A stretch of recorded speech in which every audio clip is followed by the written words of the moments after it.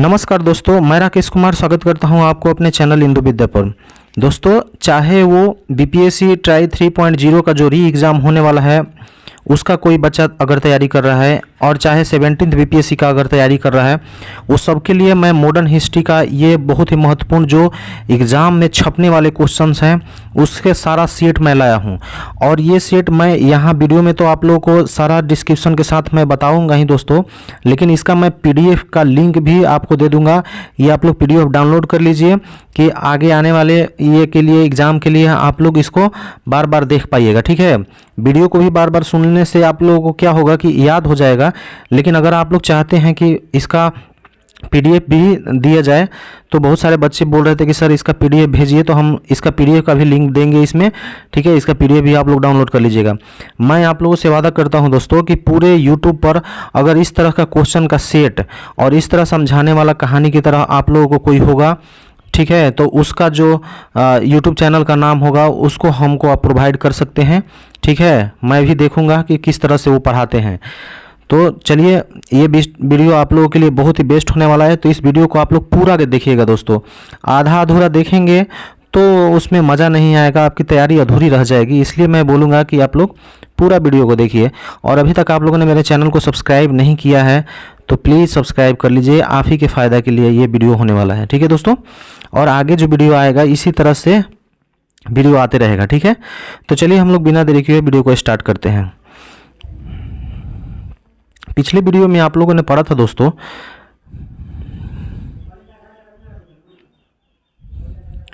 पिछले वीडियो में आप लोग यहाँ पर क्वेश्चन नंबर 16 तक आप लोगों ने देख लिया था कि महात्मा गांधी ने सबसे पहले भारतीय राष्ट्रीय कांग्रेस के किस अधिवेशन में भाग लिया था।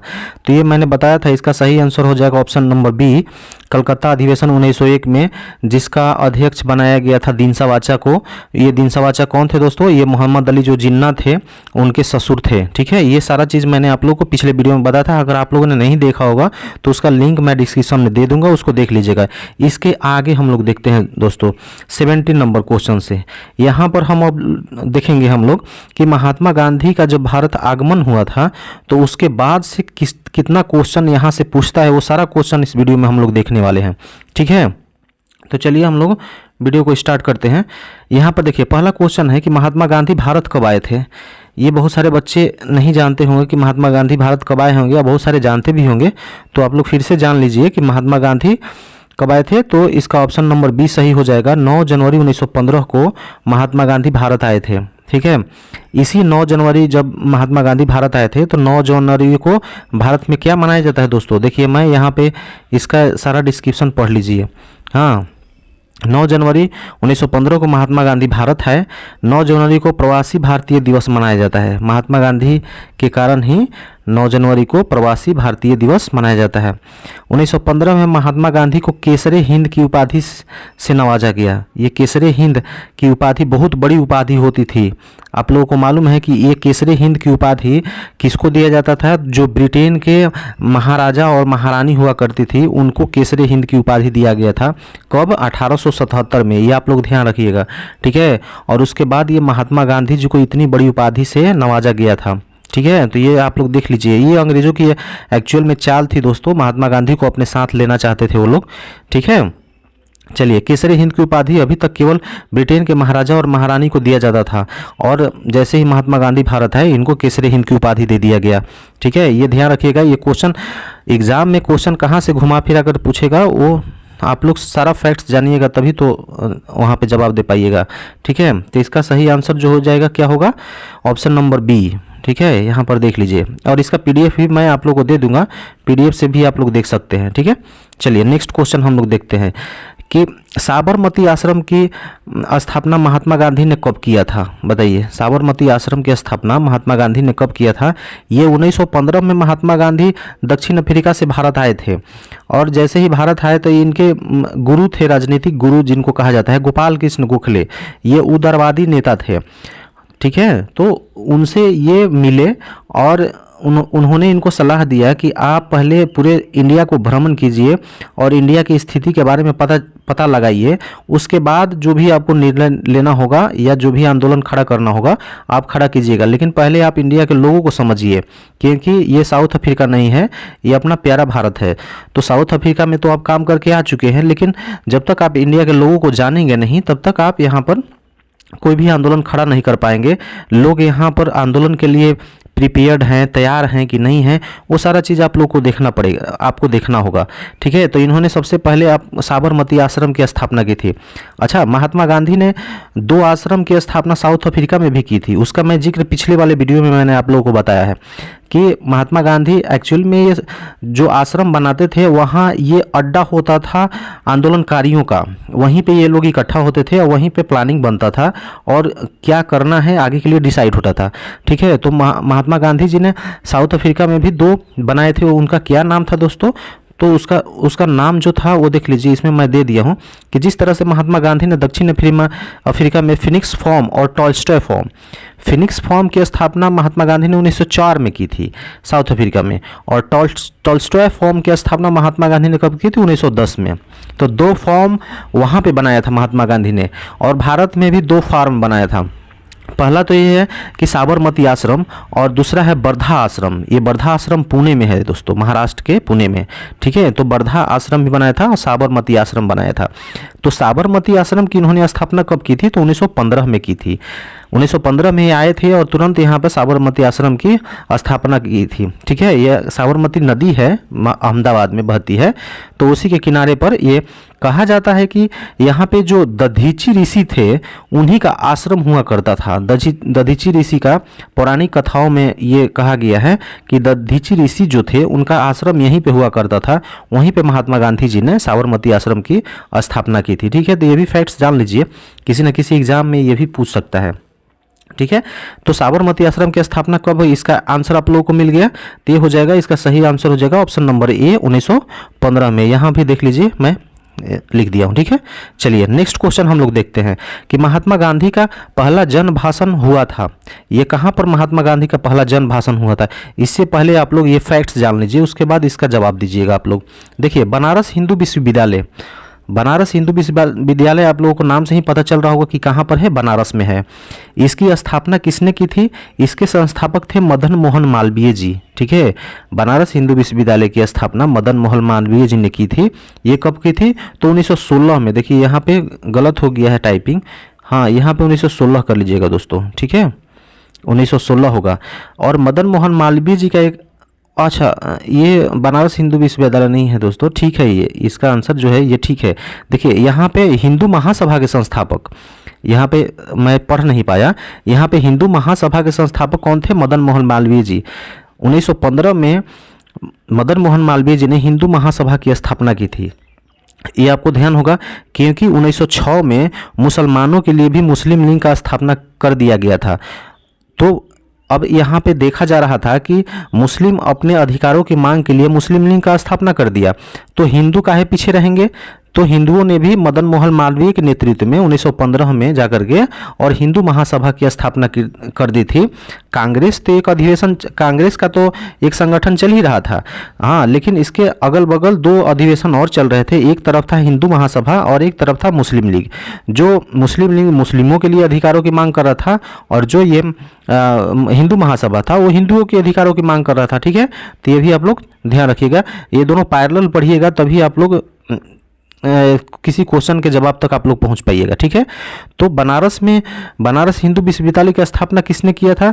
तो ये मदन मोहन मालवीय जी ने 1916 में। ठीक है, यही मैं अभी बता रहा था आपको कि 1916 में मदन मोहन मालवीय जी ने बनारस हिंदू विश्वविद्यालय की स्थापना की थी। एक्चुअली में जो बनारस हिंदू विश्वविद्यालय है दोस्तों, ये एक बार बीपीएससी में क्वेश्चन पूछा हुआ है कि जो बनारस हिंदू विश्वविद्यालय है ये पहले कौन सा कॉलेज था उसको विश्वविद्यालय बनाया गया था? तो ये एनी बेसेंट के द्वारा एक कॉलेज का स्थापना किया गया था, उसका नाम था central Hindu college. Central Hindu college के नाम से एक कॉलेज चलता था, उसी को बनारस हिंदू विश्वविद्यालय में बदल दिया गया। तो उसका संस्थापक कौन था? जो सेंट्रल हिंदू कॉलेज था उसका संस्थापक कौन हो जाएगा? तो एनी बेसेंट। ठीक है, ये भी ध्यान रखिएगा, मैं आगे बताऊंगा, सारा फैक्ट्स बताऊंगा आप लोगों को। ठीक है, तो यहाँ पे देखिए मदन मोहन मालवीय जी के बारे में आप लोग ध्यान रखिए। इसके उद्घाटन समारोह में महात्मा गांधी जी को बुलाया गया था। जब बनारस हिंदू विश्वविद्यालय का उद्घाटन हो रहा था तो उसमें महात्मा गांधी जी को बुलाया गया था। इसी भाषण के दौरान महात्मा गांधी जी ने कहा था कि मैं देख रहा हूँ कि यहाँ पर पिछड़ों की अनुपस्थिति है। जब ये अपना इनको भाषण देने के लिए बोला गया वहाँ दोस्तों, तो इन्होंने देखा कि जितने भी यहाँ सभा में उपस्थित हैं वहाँ पर गिने चुने लोग हैं, मतलब कि जो बड़े बड़े लोग हैं, जो पैसे वाले लोग हैं, जो क्या बोलते हैं, जो अरबपति खरबपति लोग हैं, वही लोग वहाँ पे अनुपस्थित है। वहाँ पे जो पिछड़ा लोग थे, किसान लोग थे, या जो मजदूर लोग थे, उनकी अनुपस्थिति देखी गई। वो वहाँ पे मौजूद नहीं थे दोस्तों, उनको इनविटेशन नहीं दिया गया था। ठीक है, तो इसी पर महात्मा गांधी जी ने कहा था कि देखिए ये जो मतलब जो कॉलेजेज और ये सब स्थापना इसका किया जा रहा है, इसका मेन मकसद क्या था कि हम लोग को अंग्रेज़ों के सभी चीज़ों का बाइकआउट करना है। हम लोग का अपना जो देसी चीज़ है उसको हम लोग को बढ़ावा देना है। लेकिन हम लोग का जो देश को आज़ाद करना है उसमें अगर ये पिछड़े हम लोगों के साथ में नहीं रहेंगे, ठीक है, तो आप देश के आज़ादी का सपना साकार नहीं हो पाएगा। ठीक है, तो ये महात्मा गांधी जी ने वहाँ पे बहुत कड़े शब्दों में इसकी निंदा की थी और वहाँ पर बोला था कि मैं देख रहा हूँ कि इस तरह से ये आज़ादी का जो सपना है वो साकार नहीं हो पाएगा जब तक हम लोग पिछड़े और जो मजदूर और किसानों को साथ लेकर अगर हम लोग नहीं चलेंगे। ठीक है, तो इसीलिए ये इनका महात्मा गांधी जी का भाषण ये फेमस हुआ था और ये बार बार किसी न किसी एग्ज़ाम में पूछ देता है। क्यों पूछता है कि इसी कारण से, क्योंकि महात्मा गांधी जी ने तो बहुत भाषण दिया था, लेकिन ये भाषण उनका पहला भाषण था और वहाँ पे ये जन भाषण के रूप में उभरा था। ठीक है, तो ये चीज़ आप लोग ध्यान रखिएगा, इसीलिए ये क्वेश्चन बनता है। तो ये कहाँ पर दिया था दोस्तों, तो आप लोग को अब पता चल गया होगा, ये बनारस में उन्होंने प्रथम बार में जन भाषण दिया था। इसका आंसर हो जाएगा ऑप्शन नंबर ए। ठीक है, चलिए नेक्स्ट क्वेश्चन हम लोग देखते हैं। नेक्स्ट में है कि सेंट्रल हिंदू कॉलेज के संस्थापक कौन थे। मैंने अभी आप लोगों को बताया कि सेंट्रल हिंदू कॉलेज जो था उसके संस्थापक कौन हो जाएगा, तो ये हो जाएगा एनी बेसेंट। ये एनी बेसेंट कौन थी दोस्तों, ये आयरलैंड की एक महिला थी। इन्होंने ये फेमस कैसे हुई थी, तो इन्होंने जो होम रूल लीग आंदोलन चलाया था उसके चलते 1916 में होम रूल लीग आंदोलन के संस्थापक एनी बेसेंट ही थी और बाल गंगाधर तिलक जी थे। तो उसी समय ये बहुत फेमस हो गई थी, तो इनको देखना है। ठीक है, तो इनके बारे में क्वेश्चन पूछता है, तो इनके बारे में सारा चीज़ हम लोग अभी देखने वाले हैं। इसका आंसर अभी देख लीजिए आप लोग, क्या हो जाएगा, एनी बेसेंट। अब चलिए हम लोग सेंट्रल हिंदू कॉलेज के बारे में देख लेते हैं। यहाँ पे सेंट्रल हिंदू कॉलेज के संस्थापक कौन थे, तो एनी बेसेंट हो जाएगा। हाँ, सेंट्रल हिंदू कॉलेज कहाँ पर है, तो ये भी बनारस में है। यही बनारस में तो सेंट्रल हिंदू कॉलेज बाद में चल करके ये क्या बना था, बनारस हिंदू विश्वविद्यालय। ठीक है, लेकिन अगर ये क्वेश्चन पूछ देता है कि एनी बेसेंट ने सेंट्रल हिंदू कॉलेज की स्थापना कब किया था, तो ये 1898 में ही किया था दोस्तों। देख लीजिए ये कितना पहले किया गया है। ये जो एनी बेसेंट थी वो भारत आई थी कब, 1893 में ही भारत आई थी और 5 साल बाद ही मात्र 5 साल बाद इन्होंने 1898 में सेंट्रल हिंदू कॉलेज की स्थापना कर डाली। ठीक है, आप लोग को मालूम है ना कि 1893 में ये भारत आई थी और उसी समय 1893 में ही महात्मा गांधी साउथ अफ्रीका गए थे। ठीक है, ये भी आप लोग को देखना जरूरी है, क्योंकि इसीलिए तो मैं सारा फैक्ट्स एक ही साथ लिख देता हूँ कि ताकि आप लोग भूलेंगे नहीं। देखिए इसी तरह से एनी बेसेंट कब भारत आई थी, तो 1893 में। ठीक है, महात्मा गांधी साउथ अफ्रीका कब गए थे, तो 1893 में। महात्मा गांधी साउथ अफ्रीका से भारत आए कब थे, तो 1915 में। हाँ, कितने साल वहाँ पे रहे थे, तो 21 साल महात्मा गांधी साउथ अफ्रीका में रहे थे। ये भी क्वेश्चन बीपीएससी के द्वारा पूछ दिया गया है, तो ये भी ध्यान रखिएगा आप लोग। ठीक है, चलिए हम लोग नेक्स्ट क्वेश्चन देखते हैं। नेक्स्ट क्वेश्चन में है कि महात्मा गांधी को भर्ती करने वाला सार्जेंट क्यों कहा गया था। अच्छा, ये 15 में जब महात्मा गांधी साउथ अफ्रीका से आए थे तो उस समय भारत में क्या चल रहा था, जब तक आप लोग के दिमाग में ये चीज़ अटेगा नहीं तब तक आप लोग क्वेश्चन का जवाब नहीं दे पाइएगा। देखिए 1915 में आप लोग थोड़ा सा ध्यान से पढ़िए दोस्तों। 1915 में महात्मा गांधी जब भारत आए थे उस समय क्या यहाँ पे चल रहा था, प्रथम विश्व युद्ध चल रहा था। आप लोग को मालूम है ना कि प्रथम विश्व युद्ध जो था वो 14 से 18 तक चला था। उसी बीच यहाँ पर महात्मा गांधी जी आए थे। तो अच्छा, मैं आप लोगों से ये क्वेश्चन करता हूँ कि आप लोग ये बता दीजिए, हाँ, कि प्रथम विश्व युद्ध के समय जो ब्रिटेन का प्रधानमंत्री था वो कौन था, और द्वितीय विश्व युद्ध के समय प्रधानमंत्री कौन था। यहाँ पे देखिए एक साथ पढ़ने का मज़ा अभी आप लोगों को दिखेगा कि एक साथ पढ़ाई करने का जो तरीका होता है वो कितना बेस्ट होता है दोस्तों। ठीक है, सारा फैक्ट्स एक साथ अगर आप पढ़िएगा तो मैंने एक बच्चा काफ़ी अच्छा तैयारी में था, मैंने उससे ये क्वेश्चन कर डाला। ठीक है, मैं उसके साथ बैठा था तो उससे मैं क्वेश्चन कर डाला कि अच्छा बताइए प्रथम विश्व युद्ध के समय ब्रिटेन का प्रधानमंत्री कौन था और द्वितीय विश्व युद्ध के समय प्रधानमंत्री कौन था। तो इसका जवाब एक ही हो जाएगा, विंस्टन चर्चिल। हम लोग क्या करते हैं कि प्रथम विश्व युद्ध पढ़ लेते हैं किसी और टाइम में, द्वितीय विश्व युद्ध पढ़ते हैं किसी और टाइम में, और दोनों का क्वेश्चन दोनों का जवाब एक ही है दोस्तों। हाँ, तो मिलता नहीं है। अभी बताइए, आप लोगों को मालूम नहीं होगा कि प्रथम और द्वितीय विश्व युद्ध के समय दोनों समय में प्रधानमंत्री एक ही था, विंस्टन चर्चिल। यहाँ पे देखिए थोड़ा सा टाइपिंग मिस्टेक हो गया है दोस्तों। हाँ, यहाँ पे चर्चिल होगा। ठीक है, विंस्टन चर्चिल।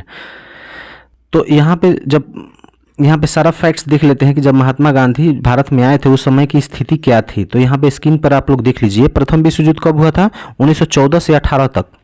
हाँ, 1915 में महात्मा गांधी आए थे, तो इसी के बीच तो आए थे। प्रथम विश्व युद्ध के समय ब्रिटेन के राजा कौन थे, ये आप लोगों को मालूम होगा कि सारे लोग प्रधानमंत्री के बारे में पढ़ते हैं, लेकिन उस समय पूछ देगा कि वहाँ पे ब्रिटेन का जो किंग था वो कौन था, तो कौन हो जाएगा, जॉर्ज पंचम। ये जॉर्ज पंचम उस समय के ब्रिटेन के राजा थे। ठीक है, प्रथम विश्व युद्ध के समय ब्रिटेन के प्रधानमंत्री कौन थे, तो विंस्टन चर्चिल, ये सही आंसर है। ठीक है, द्वितीय विश्व युद्ध के समय ब्रिटेन के प्रधानमंत्री कौन हो जाएगा, तो ये विंस्टन चर्चिल ही हो जाएगा। ठीक है, महात्मा गांधी 1915 में भारत आए, उस समय प्रथम विश्व युद्ध शुरू था, ये भी मैं नोट कर लिया हूँ। ठीक है, आते ही महात्मा गांधी ने अंग्रेजों को सहायता देने का वादा किया था। महात्मा गांधी जी को लग रहा था कि अगर हम लोग प्रथम विश्व युद्ध में अंग्रेजों को सहायता देंगे, ठीक है, तो ये जाकर के हम लोगों के लिए कुछ अच्छा करने वाले हैं। उस समय मांग चल रहा था स्वशासन का। ठीक है, तो स्वशासन का मांग चल रहा था, तो इन सभी भारतीयों को यही लग रहा था कि हम लोग अगर अंग्रेजों को साथ दे देंगे इस युद्ध में, तो ये आगे चलकर हम लोग को स्वशासन दे देंगे। ठीक है, इसी उम्मीद में महात्मा गांधी जी ने उनको सहायता देने का वादा किया था, और बहुत बड़ी मात्रा में उसमें पुलिस भर्ती कराया गया था महात्मा गांधी जी के द्वारा पर।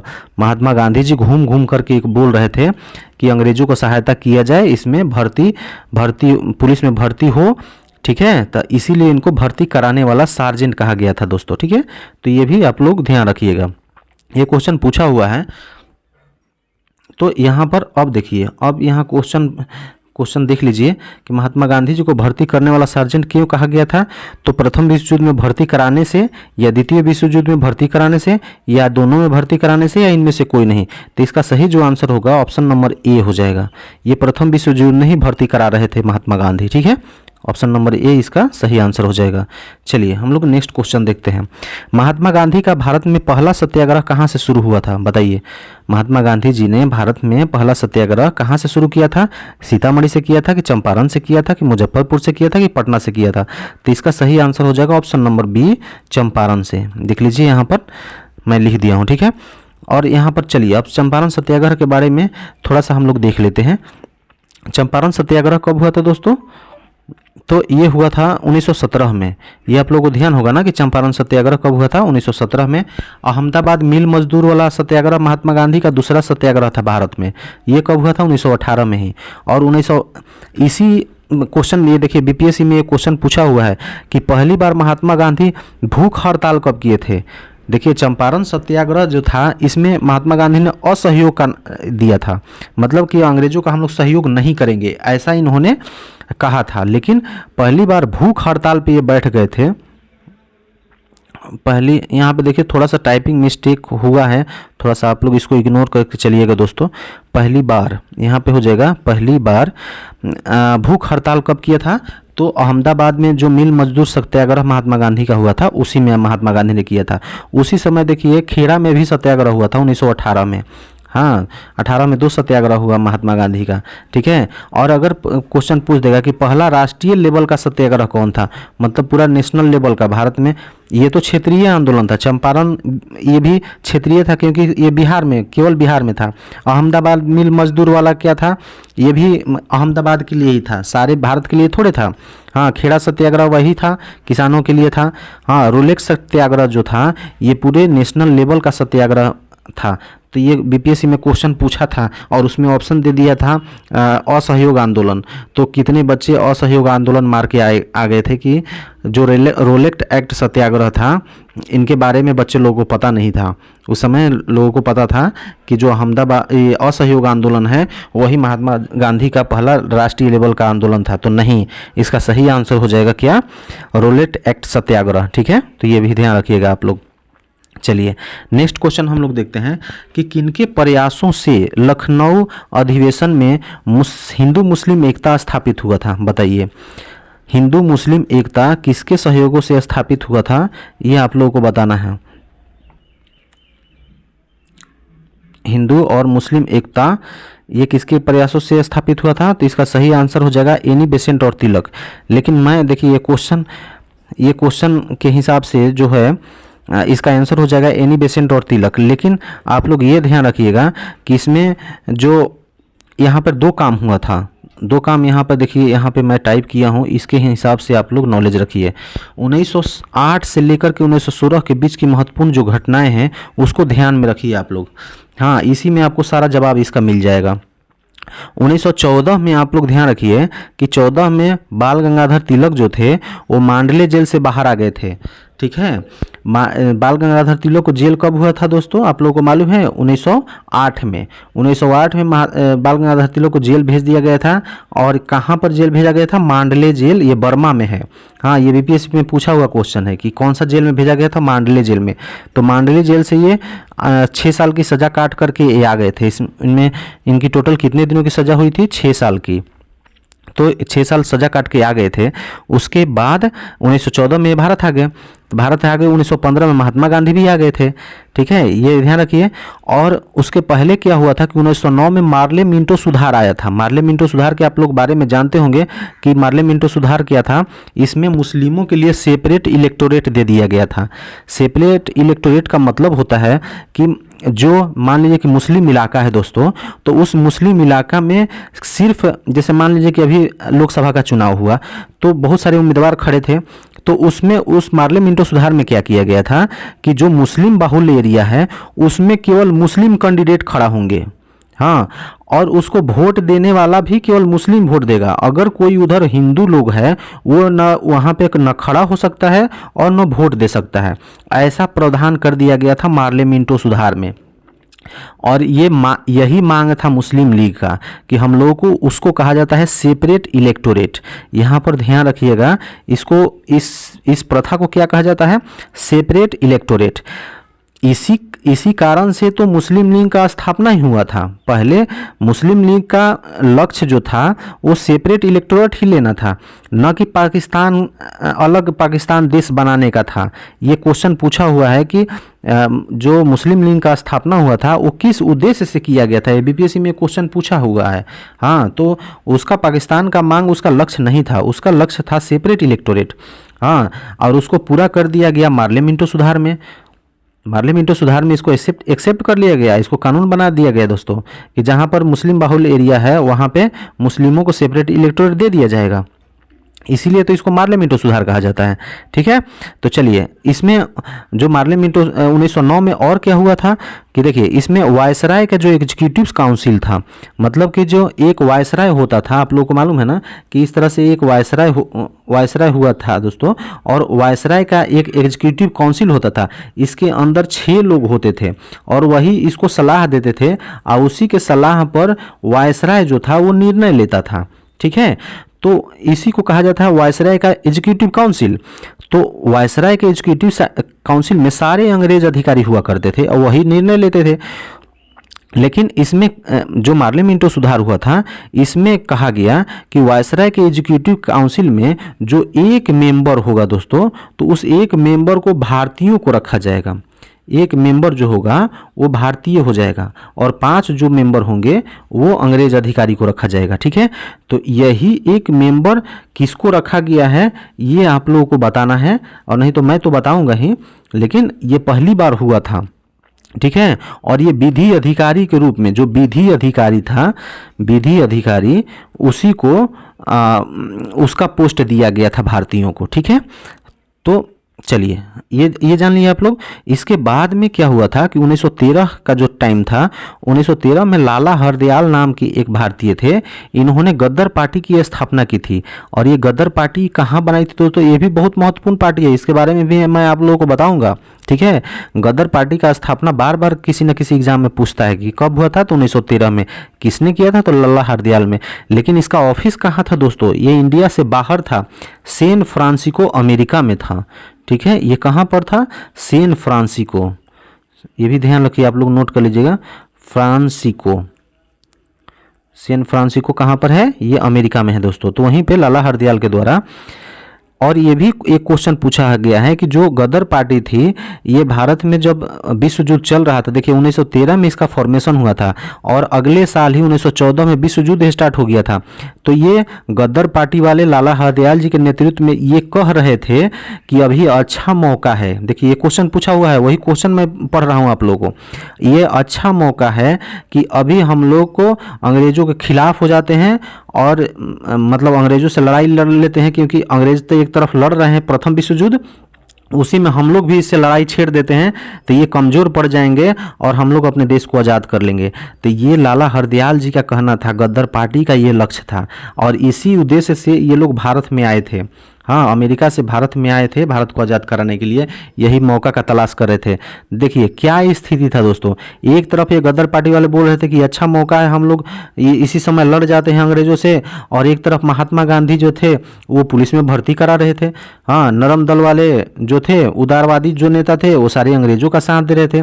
तो अपने ही देश में बहुत सारे लोगों का मत जो था वो बहुत सारा था, इसीलिए तो देश अभी तक आज़ाद नहीं हो पा रहा था दोस्तों। अगर सारे लोगों का लक्ष्य एक हो जाता तो अंग्रेज कब के यहाँ से भाग गए होते। ठीक है दोस्तों, क्योंकि उनकी जनसंख्या यहाँ पर ज़्यादा नहीं थी, वो मात्र 40,000 के करीब थे और इतने करोड़ लोगों पर शासन चला रहे थे दोस्तों। और यहीं पे नहीं, ये बहुत सारे कंट्री हैं जहाँ पे उनका उपनिवेश चल रहा था उस समय में। ठीक है, साउथ अफ्रीका में चल रहा था, वहाँ पर भी वो लोग शासन कर रहे थे, इंडिया में कर रहे थे, हाँ कनाडा में कर रहे थे, बहुत सारे जगहों पर उनका शासन, उपनिवेशिक शासन चल रहा था। ठीक है, तो चलिए ये देख लीजिए आप लोग, 1915 में ही महात्मा गांधी का आगमन भी हो गया था 9 जनवरी को, ये भी ध्यान रखना है। 1914 में प्रथम विश्व युद्ध भी स्टार्ट हो गया था। तो चलिए अब यहाँ पे हम लोग क्वेश्चन का आंसर देते हैं कि किनके प्रयासों से लखनऊ अधिवेशन में हिंदू मुस्लिम एकता हुआ था। तो ये एनी बेसेंट और तिलक जो हो जाएगा, इसका सही आंसर मिल गया आप लोगों का आंसर। ये तिलक जो थे और एनी बेसेंट, ये 1916 का जो लखनऊ अधिवेशन हुआ था उसमें ये लोग बढ़ चढ़ के भाग लिए थे, और वहीं पे तो लखनऊ अधिवेशन सबका जड़ है दोस्तों। अगर आप लोग लखनऊ अधिवेशन नहीं पढ़े होंगे तो लखनऊ अधिवेशन के बारे में आज मैं सारा आप लोग को फैक्ट्स बताने वाला हूं, क्योंकि देखिए लखनऊ अधिवेशन जो था, जिस तरह से अगर आप सिविक्स पढ़ते हैं या पॉलिटी पढ़ते हैं, उस समय 42वां संविधान संशोधन हुआ था। हाँ, 42वां संविधान संशोधन वो जितना महत्वपूर्ण है, उसी तरह मॉडर्न हिस्ट्री में कांग्रेस का 1916 का लखनऊ अधिवेशन उतना ही महत्वपूर्ण है दोस्तों। तो जो अगर लखनऊ अधिवेशन के बारे में हिस्ट्री में नहीं पढ़ा है तो वो समझ लीजिए कुछ भी नहीं पढ़ा है। ठीक है, तो चलिए अब हम लोग देखते हैं अगला क्वेश्चन। प्रथम विधि अधिकारी किस भारतीय को बनाया गया था। अभी मैं आप लोगों को बताया कि मार्ले मिंटो सुधार 1909 के तहत एक विधि अधिकारी को घुसा दिया गया था, किसमें, जो वायसराय के एग्जीक्यूटिव काउंसिल है उसमें एक जगह दिया गया था। लेकिन प्रथम विधि अधिकारी थे कौन, तो इनका नाम आप लोग याद रखिए, ये एसपी सिन्हा जी थे। एसपी सिन्हा, ये इतना समझ लीजिए, अपने माइंड में बैठा के रखिए कि इनको क्यों बनाया होगा दोस्तों। एसपी सिन्हा जी को अगर भारतीयों को बनाना होता तो ये महात्मा गांधी जी को बना लेते, बाल गंगाधर तिलक को बना लेते, लाला लाजपत राय जी को बना लेते, अरविंद घोष को बना लेते, लेकिन ये उनको नहीं देंगे। क्यों नहीं देंगे, क्योंकि ये सारे इनके खिलाफ थे। जो इनके मुखबरी थे दोस्तों, जो इनका गुणगान करते थे, उन्हीं को तो ये लोग देते थे। ठीक है, तो ये एसपी सिन्हा जी जो थे, तो खैर अच्छे व्यक्ति थे, लेकिन ये कहीं ना कहीं उन लोगों को ही साथ देते थे। हाँ, अंग्रेजों का ही साथ देते थे, इसीलिए तो इनको बना दिया जाता था। ठीक है, तो चलिए ये देख लीजिए, इसका उत्तर जो होगा ऑप्शन नंबर बी हो जाएगा। एसपी सिन्हा जी को याद रखिएगा, ये बार बार किसी न किसी एग्जाम में पूछते रहता है, बीपीएससी में तो 2-3 बार इस क्वेश्चन को पूछा हुआ है। ठीक है, चलिए, और ये सब क्वेश्चन आपको किसी चैनल पर मिलता नहीं है, हाँ, ये मेरे ही चैनल पे आप लोगों को देखने को मिलेगा दोस्तों। ठीक है, चलिए 1900, देखिए सब लोग पढ़ते हैं कांग्रेस का जो अधिवेशन 1916 वाला था उसका, लेकिन आज हम आप लोगों को बताएंगे कांग्रेस का अधिवेशन था 1915 वाला, उसके बारे में, क्योंकि वो भी उतना ही इम्पोर्टेंट है और इसी से क्वेश्चन बन जाता है। सारे लड़के पढ़ के जाते हैं अधिवेशन 1916 वाला, तो 1916 वाला तो अधिवेशन सब लोग जानते हैं, लेकिन 1915 में क्या क्या हुआ था वो नहीं जानते हैं आप लोग। इस अधिवेशन में इसके अध्यक्ष बना दिए गए थे किसको? एसपी सिन्हा जी को। देखिए कहाँ कहानी कहाँ से कहाँ मोड़ ले जाती है दोस्तों। 1915 में एसपी सिन्हा क्या थे?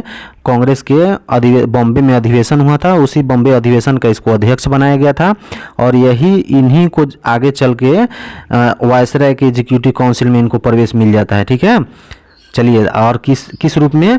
तो पहले विधि अधिकारी के रूप में इनका प्रवेश मिलता है। अच्छा, यहाँ से एक और क्वेश्चन पूछता है, पहला मैं ये क्वेश्चन आप लोगों से पूछता हूँ कि पहला अंग्रेज का नाम बताइए जिन्होंने पहला अंग्रेज अधिकारी का नाम बताइए जिन्होंने कांग्रेस के अधिवेशन में भाग लिया था। तो वो हो जाएगा कौन सा दोस्तों? जिसका अध्यक्ष बनाया गया था कांग्रेस का, पहला अंग्रेज अधिकारी जो कांग्रेस का अध्यक्ष बना था वो इलाहाबाद अधिवेशन जो हुआ था उसमें बनाया गया था। लेकिन यहाँ पे बीपीएससी ने एक बार क्वेश्चन पूछा है कि प्रथम वायसराय जिन्होंने कांग्रेस के अधिवेशन में भाग लिया वो कौन था दोस्तों? देखिए यहाँ पर एसपी सिन्हा जी अध्यक्ष बनाए गए हैं, ये अंग्रेजों के सहयोगी थे दोस्तों, और वहीं पे जाकर के बॉम्बे का जो लॉर्ड बिलिंगटन था वो वहाँ का वायसराय था दोस्तों, और वायसराय इस कांग्रेस के अधिवेशन में पहली बार भाग लेने गया था।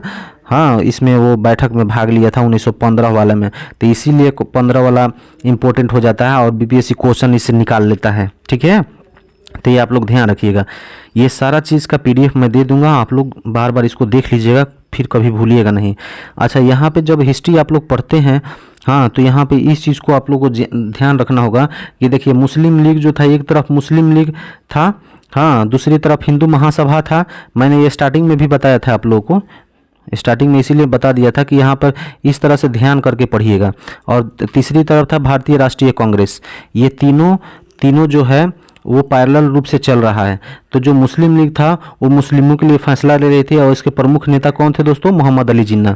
जो हिंदू महासभा था तो हिंदू महासभा के प्रमुख नेता कौन थे? मदन मोहन मालवीय जी। ये भी आप लोगों को ध्यान रहता है, ये हिंदुओं के पक्ष में फैसले ले रही थी।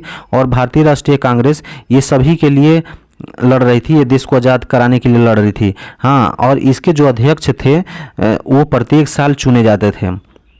ठीक है, प्रत्येक साल इसके अध्यक्ष को चुनाव होता था। ठीक है, चलिए अब बताइए 1916 के लखनऊ अधिवेशन के अध्यक्ष किसे बनाया गया था? बताइए, ये 1916 वाला अधिवेशन इतना महत्वपूर्ण है और अगर आप लोग इसके अध्यक्ष का नाम भी नहीं जानते हैं तो फिर आप लोग क्या हिस्ट्री पढ़ेंगे दोस्तों। ठीक है, इसके अध्यक्ष का नाम था आरसी मजूमदार। हाँ, चलिए, तो 1916 का जो अधिवेशन हुआ था उसके बारे में मैंने अभी आप लोगों को बताया कि सारा फैक्ट्स मैं बताने वाला हूँ आप लोग को, यहाँ पर देख लीजिए। इसके अध्यक्ष थे अंबिका चरण मजूमदार। ठीक है, अंबिका चरण मजूमदार जी थे, ये आप लोग को ध्यान रखना है। यहाँ पर देखिए आरसी मजूमदार हो गया है, ये टाइपिंग मिस्टेक हो गया दोस्तों, ये अंबिका चरण मजूमदार हो जाएगा इसका सही आंसर। ठीक है, अंबिका चरण मजूमदार, ये आप लोग करेक्ट कर लीजिएगा। ठीक है, इसका मैं चलिए, तो लखनऊ अधिवेशन जो था तो इसमें क्या क्या काम हुआ था वो काम के बारे में आप लोगों को जानना है, क्योंकि अभी देखिए बीपीएससी चाहे वो 17th बीपीएससी हो या चाहे बिहार ट्राई 3.0 का जो री एग्ज़ाम होने वाला है या ट्राई 4.0 होने वाला है, उसमें ये सब डीपली क्वेश्चन आप लोगों से पूछेगा। ठीक है, और सब एनसीईआरटी बेस्ड है दोस्तों। तो यहाँ पे 1916 का जो लखनऊ अधिवेशन हुआ था उसमें अध्यक्ष का नाम अब आप लोगों से पूछने वाला नहीं है, इसमें ये पूछेगा हाँ कि मुस्लिम लीग तथा कांग्रेस के बीच समझौता किस अधिवेशन में हुआ था। तो ये हुआ था कब? तो ये हुआ था लखनऊ अधिवेशन में, ठीक है। तो ये पहला काम तो हो गया था, मुस्लिम लीग और कांग्रेस के बीच में समझौता हुआ था। ये कब हुआ था? लखनऊ अधिवेशन में हुआ था। नरम दल और गरम दल के बीच में समझौता हुआ था, किस अधिवेशन में हुआ था? तो लखनऊ अधिवेशन में हुआ था। और 1909 के मुस्लिमों के लिए जो सेपरेट इलेक्टोरेट बनाया गया था उसने कांग्रेस को स्वीकार कर लिया था दोस्तों, कांग्रेस ने स्वीकार किया। देखिए 1909 में मुस्लिमों के लिए जो सेपरेट इलेक्टोरेट दिया गया था तो ये तो अंग्रेज लोगों ने दिया था, इसको कांग्रेस इसका बाइकआउट कर रही थी। लेकिन 1916 का जो लखनऊ अधिवेशन हुआ था, इसमें जब मुस्लिम लीग तथा कांग्रेस के बीच में समझौता हो गया तो इसमें ये मान लिया गया दोस्तों कि ठीक है, हम लोग इसको स्वीकार करते हैं, जो सांप्रदायिक इलेक्टोरेट है, सेपरेट इलेक्टोरेट आप लोगों के लिए है, इसको हम लोग स्वीकार करते हैं। तो इसी को स्वीकार कर लिया गया, ठीक है। तो इसी पर एक मतलब इंडिया के बहुत ही महत्वपूर्ण नेता थे, ठीक है, उन्होंने कहा था कि देखिए जो कांग्रेस का लखनऊ अधिवेशन हुआ था इसी में देश का विभाजन का नींव रख दिया गया है। ऐसा किसने कहा था ये आप लोगों को कमेंट बॉक्स में बताना है। अगर आप लोग तैयारी अच्छा कर रहे होंगे दोस्तों तो इस क्वेश्चन का जवाब आप लोग दे पाएंगे, ठीक है। इसी चीज़ को बता दिया था उन्होंने कि देखिए कांग्रेस जो देश का बंटवारा का जो बीजारोपण था वो लखनऊ अधिवेशन में ही बो दिया गया था। ये किस नेता ने कहा था? ये आप लोग कहीं से भी किसी बुक से या गूगल में सर्च मार करके इसका जो कमेंट बॉक्स में हमको जवाब दीजिएगा आप लोग, ठीक है। नहीं तो मैं इसका जवाब आप लोग को नेक्स्ट वीडियो में जो आएगा उसमें मैं आप लोग को बताऊँगा, ठीक है। तो ये स्वीकार कर लिया गया कब किया? कांग्रेस के लखनऊ अधिवेशन में। इसी अधिवेशन में पहली बार जो थे महात्मा गांधी और जवाहरलाल नेहरू की मुलाकात होती है दोस्तों। देखिए महात्मा गांधी इसी अधिवेशन में और जवाहरलाल नेहरू जी का मुलाकात होता है। कहाँ पर? लखनऊ में ही एक चार बाग रेलवे स्टेशन है, आप लोग गए होंगे लखनऊ में तो आप लोग देखे होंगे चार बाग रेलवे स्टेशन पर इन लोगों का मुलाकात हुआ था। वहाँ पे बहुत अच्छा, वहाँ पे इनका बैनर भी बनाया गया है और वहाँ पे लिखा भी गया है, आप लोग गए होंगे तो देखे होंगे दोस्तों, ठीक है। लेकिन अगर ये क्वेश्चन पूछता है कि जवाहरलाल नेहरू भारतीय राष्ट्रीय कांग्रेस के किस अधिवेशन में पहली बार भाग लिए थे तो इसका आंसर हो जाएगा बिहार वाला जो अधिवेशन हुआ था बांकीपुर अधिवेशन 1912 में, उसी अधिवेशन में जवाहरलाल नेहरू ने पहली बार भाग लिया था। लेकिन अगर ये पूछ देगा कि महात्मा गांधी और जवाहरलाल नेहरू का पहली मुलाकात कब हुआ था तो ये चार बाग रेलवे स्टेशन पर हुआ था, ये लखनऊ अधिवेशन की बात है, ठीक है। तो ये भी आप लोग ध्यान रखिएगा। चलिए तो इसका आप लोग को मिल गया आंसर। नेक्स्ट क्वेश्चन हम लोग देखते हैं कि किस अधिवेशन के द्वारा भारत सचिव का वेतन, आप लोगों को मालूम है ना कि जब 1857 की क्रांति हुई थी उसके बाद में भारत सचिव का पोस्ट बनाया गया था। भारत सचिव का पोस्ट बनाया गया था। और इसका जो ये कहाँ पे बैठता था दोस्तों भारत सचिव? ये बैठता था ब्रिटेन में, इंग्लैंड में। और इसका भी एक काउंसिल होता था, इसमें बहुत सारे मेंबर रहते थे, ठीक है। तो ये बैठता था इंग्लैंड में और इसका जो पेमेंट था वो कहाँ से दिया जा रहा था? वो भारत के जो निधि है यहाँ पर जो अकाउंट्स था, मतलब भारत का जो पैसा था वहाँ से इसका पेमेंट जाता था। और ये कभी भारत आता नहीं था दोस्तों, वहीं पे बैठे बैठे वहीं पे काम करता था, ठीक है। तो इसमें जो हुआ था तो इसका किस क्वेश्चन बीपीएससी ने एक बार पूछा था कि किस अधिवेशन में इसका जो पेमेंट था उसका पेमेंट का विरोध किया गया था और उसको समाप्त कर दिया गया था, भारत के निधि से देना समाप्त कर दिया था, ये आप लोगों को बताना है। तो इसका जो जवाब होगा इसका भी जवाब आप लोग कमेंट बॉक्स में दीजिए। मैं इतना आप लोगों को हिंट दे देता हूँ कि ये जो कांग्रेस का 1916 का जो लखनऊ अधिवेशन हुआ था उसमें इस बात का विरोध किया गया था कि भारत सचिव बैठता है इंग्लैंड में और उसका पेमेंट जो है वो भारतीय पैसा से दिया जाता है। ये तो भारत का जो धन है उसका निकासी हो रहा है यहाँ से, और धन का मतलब यहाँ से धन का नाश हो रहा है, ऐसा कांग्रेस के अधिवेशन में 1916 में ही कहा गया था। तो इस बात को मान लिया गया था, ठीक है, इस बात को मान लिया गया इसके द्वारा, अंग्रेज़ों के द्वारा, और इस पे रोक लगा दिया गया, ठीक है। तो रोक लगा दिया गया। तो इसके बारे में हम अगला वीडियो में सारा फैक्ट्स आप लोगों को बताएंगा। और अगर आप लोगों को मालूम होगा तो इसका जवाब भी दे दीजिए आप लोग कमेंट बॉक्स में, नहीं तो मैं नेक्स्ट वीडियो में सारा जवाब दूंगा, ठीक है दोस्तों। तो नेक्स्ट वीडियो देखने के लिए अभी तक आप लोगों ने मेरे चैनल को सब्सक्राइब नहीं किया तो प्लीज़ सब्सक्राइब कर लीजिए दोस्तों, ठीक है। क्योंकि आप लोग देख ही रहे हैं कि पढ़ाई का लेवल इस चैनल पे कितना है। इस चैनल को छोटा मत समझिए और ये मत समझिए ना कि इसके सब्सक्राइबर कम हैं। सब्सक्राइबर तो आप ही लोग देने वाले हैं दोस्तों। अगर सब्सक्राइब करेंगे तो मेरा भी चैनल ग्रो हो जाएगा, अगर सब्सक्राइब नहीं करेंगे तो ये छोटा का छोटा ही रहेगा। लेकिन पढ़ाई कम नहीं होगा दोस्तों। पढ़ाई तो जितने आपको बड़े चैनल पे मिलेंगे उससे अच्छा पढ़ाई यहाँ पर मिलने वाला है। ठीक है, चलिए तो हम लोग वीडियो को यहीं एंड करते हैं दोस्तों, और थैंक यू करते हैं आप लोगों का। चलिए।